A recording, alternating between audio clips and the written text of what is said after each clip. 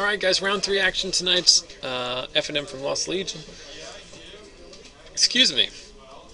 Brandon Gibbs on the left, he's playing black-white mid-range. He won the March FNM Championships last week with this deck, knocking off Logan Cutlip in the finals. As Blood Baron does a lot of work against the white-based decks. And his opponent is perennial FNM top 8er Alec Myers, who's playing Red-Green Devotion.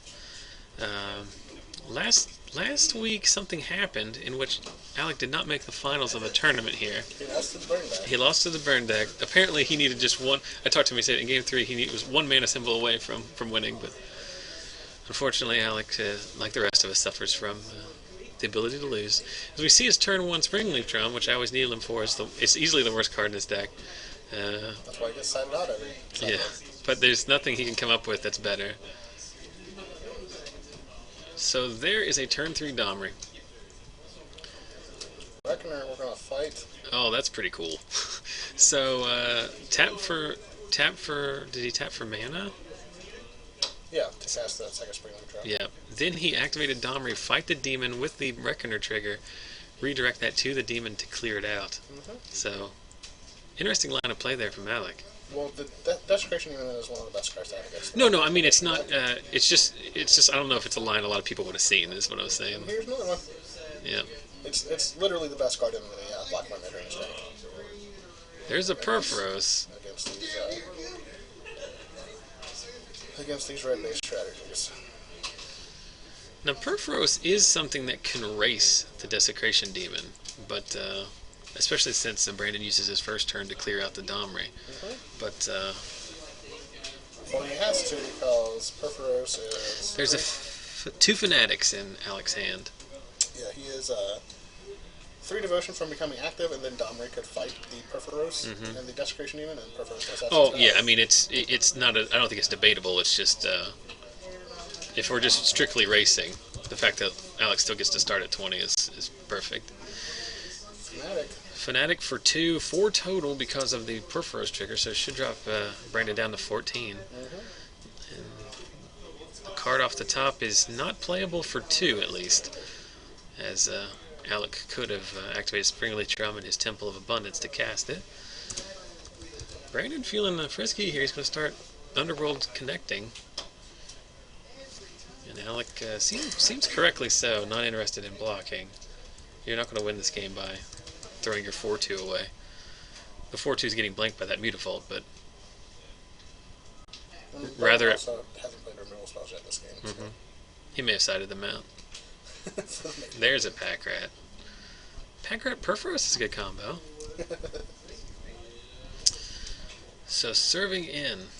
Now we do have we can pump here with the Perforos in some weird scenario in which that is a thing that Brandon allows to happen. Yeah, Alec not playing the second Fanatic before attacking is a big signal that something's up. Well, the other Fanatic got thought seized. Oh, okay. He revealed 2 Fanatics to... I thought that's what he had on. Yeah, and this is the worst possible case, is Alec has drawn both of his Springleaf Drums in this matchup, where they're only ever good on turn 1, and he couldn't use it on turn 1. Right. So here's downfall here.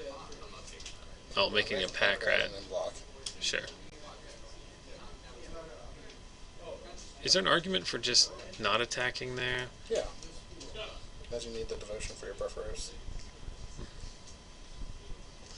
Alec showing his one of the weaknesses of his deck with 3 pretty mountains and then 1 boring regular one. Yeah, and he does have an unhinged mountain in there too. So well, there's 3 unhinged mountains. Oh, unglued you mean? Yeah. Oh, that's the worst. Well, Brandon's draw couldn't be any better, right? He's drawn 3 demons and a Pack Rat. I mean, he could have drawn his off to that or other. And foods. So I ate like baked potatoes and cottage cheese for like a week. Alright, so Alec down a game here in our round 3 feature match. Scryland keeping on top, which is usually the signal of something degenerate coming. Yeah, he kept 7. Nope. Which is also weird. As degenerate as it gets for the aggro deck. 2 mana, 1/4. Although next turn he can go Nykthos, Burning Tree, activate, make 4, play Perforos, or Xenagos. No, he can't do that.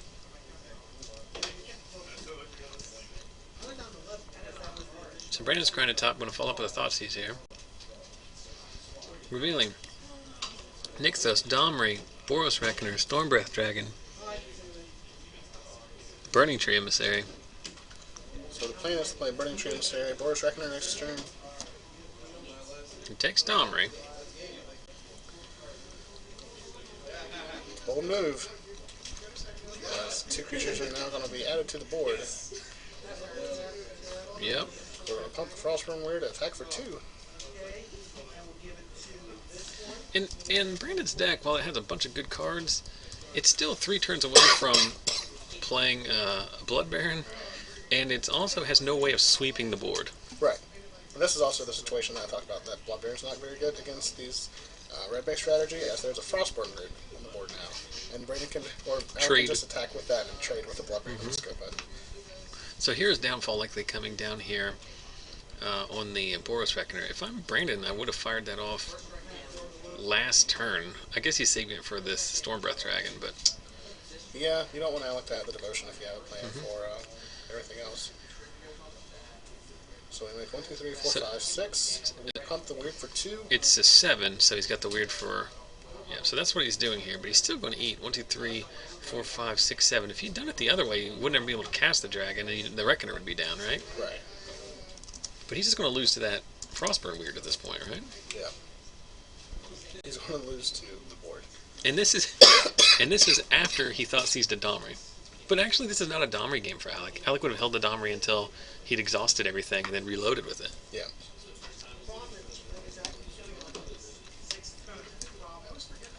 So next Crushing Demon can come down. I don't think he has a 4th land. Alec probably doesn't sack. And just gets in for 5. Because Gibbs can't block the Reckoner. Right.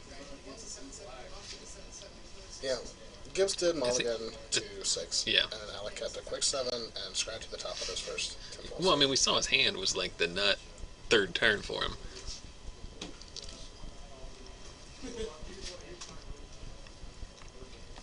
I think he has mortars in hand. Yeah, mortar's very good. So he also has the play where he can attack in and then mortars post combat, so the demon goes down in it no matter what. Yeah. That's assuming the card I saw was in fact mortars. If you could only mortars your Reckoner. I missed the time in Standard, like you said, where the goal was just to murder your Boros Reckoner as hard as you could. Yeah, Blasphemous Act your Reckoner. Remember that one time when Scotty was playing the Red, White, Black Aristocrats, and he Zill's conscripted and had enough mana to Blasphemous Act and kill, yes, I think Nick with his own Boros Reckoner. Yep, I do remember that. So Brandon just plays a Godless Shrine tapped and passes the turn back to Alec here. Not going to serve in here. So there's a Doomblade on the Boros Reckoner. Yeah. So we can activate Nykthos here to pump the Frostburn and put Brandon down to 1. If Alec had a play, he should have done it during his first main phase. And now he's not going to have... Yeah, I was curious why he just... yeah. So he's just pumping for 1 here. So he has 4 mana in his second main phase. Yep. He's just going to play another Reckoner. He's still only barely newer, so... Alright, so Brandon dead to everything. He needs a targeted removal spell and 2 blockers. Blood Baron is not going to be good enough, like I said. That was the last card in Alec's hand. He actually went so far from not slow rolling Brandon that he actually quick rolled him to a certain event. Brandon didn't know what happened there. That'd be fine for a place in Kansas. Yes. It's just a cave. I like the Department of Highway guys that do the paving without blocking the road off. Just like stand there and wait for traffic to drive by and then run out with their shovels and like dump the asphalt in and pound it in and then run back off the side of the road before they It's a high stakes. Well, we'll talk about, we'll be back with more asphalt talk in the middle of the round, but for right now, Gibbs on a mold 6 on the play in this decider here. Winner makes it to the top 8. Loser's going to have to battle it out in round 4. Brandon with the turn 2 removal spell for the Ash Zealot, and follows up with a turn 3 Pack Rat and 2 Mutavaults already in play. So pretty good draw here from Brandon. Let's see if Alec has a Domri here. It likely does not, since we're thinking about it. Just some Mortars on the Pack Rat seems like a good play from Alec. He basically has 2 Mortars, I think, in his 75. So that's about as control-ish as his deck is. Gibbs goes on the beatdown plan. Brendan Fraser, popular actor. Brandon Gibbs, Magic player, stuck on 3 lands. Yes, and no double black. One of my favorite Brendan Fraser movies is a Bedazzled, which also baffles me because how is that movie any good? I think it's just because it has Elizabeth Hurley in it. I've never seen that movie or heard of it. Well, check it out. It's got Elizabeth Hurley in it. So this Reckoner can only die to Doomblade or Doomblade, yeah. as Brandon does Whoops. not have. Or just take 7. The double black for Hero's Downfall or Bowblight. So, and in this situation, I believe, if Alec has a Nykthos and the board state doesn't change and Brandon doesn't have a removal spell, he's dead next turn. No, he's not. He's at 10. No, he's dead next turn. Yeah. He's legit dead next turn. Monstrous on the Storm Breath, making a 7/7 attack for 10. Surely Brandon has 3 cards in his hand. You could block the Reckoner, though. With a Mutavault. Yeah. So you would only lose 2 instead of 3. So if Brandon can get down to 2 cards in hand and doesn't have any of those things. I mean, he doesn't have an ultimate. He doesn't have a Doomblade because he would have used it last turn. He may have a Hero's Downfall at this point because that was not on last turn. Or Bowblight. Yeah. Because Bowblight's good against the Burning Tree. There's a Xenagod. There's a Xenagod. 1/2, and we're going to make the Boros Reckoner bigger here with the trigger. The Xenagod is also active. So there's a Bowblight on the Reckoner. So get in for 4, down to 9. Still pretty close to dead here. Alec with 2 cards in hand. So Alec was playing around Hero's Downfall there, not Bowblight, because if he just put Briar on Bowblight, he would have pumped the Storm Breath. Yeah, and got in for 8. Brandon would be in at 5 and dead to a lot of things. But the way the game had kind of played out, it felt like Brandon had a Hero's Downfall. Yeah, he had some kind of double black spell. There's a Blood Baroon. There's a Robert Barone. So Brandon is dead because the Storm Breath Dragon Monstresses. Shut the door, bud. Do you need your... Yeah, please. Just ask for it. He has an umbrella in that box. Okay. And Alec comes up with the Mana Source. Later, bud. Yeah, he played the 7th land. He had the Monstrous for, I'd say 4 at least.